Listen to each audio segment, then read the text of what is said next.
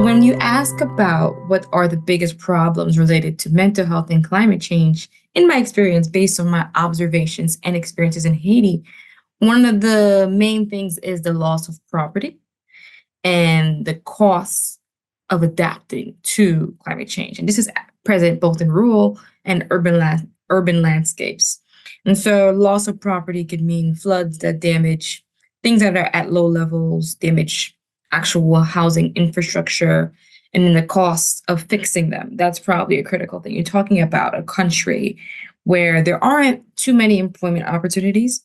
A lot of people are self-employed, and so money comes in differently every month. And so it's very much worrisome to have to think about constantly fixing things. And so these experiences lead to folks that are constantly worrying about how, when the next storm is coming, when the next flood is coming, or in the case of drought, when are we going to be able to plant what we plan to plant?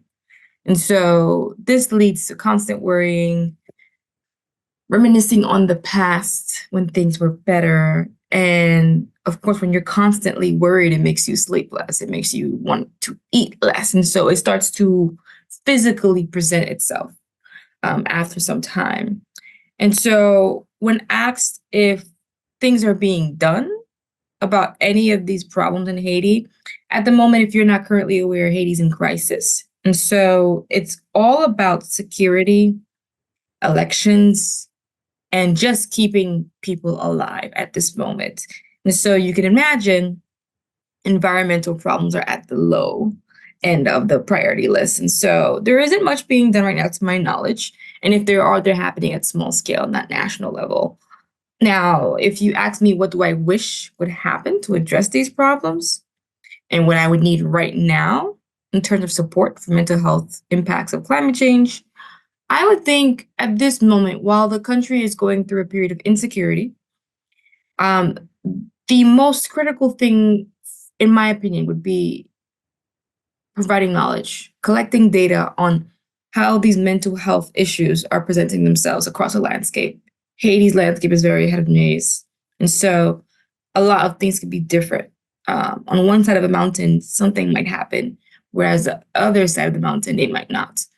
And so it would be great to do a scoping or assessment of these mental health challenges as a result of climate change effects, to have an understanding. Without knowledge and understanding, you can't manage, you can't adapt, you can't strategize.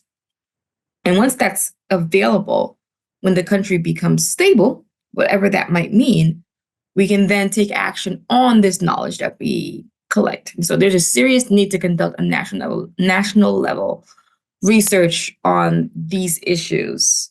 I think I'm hopeful in some change coming. Haiti has been in crisis too many times, too frequently. I think there's this change coming. People are tired. People are frustrated. I think there's something coming. And I look forward to the climate and health practitioners of Haitian descent specifically, because we know the challenges that are there, right? And so hoping in a day that all climate and health professionals across the diaspora and within Haiti domestically can come together and take action.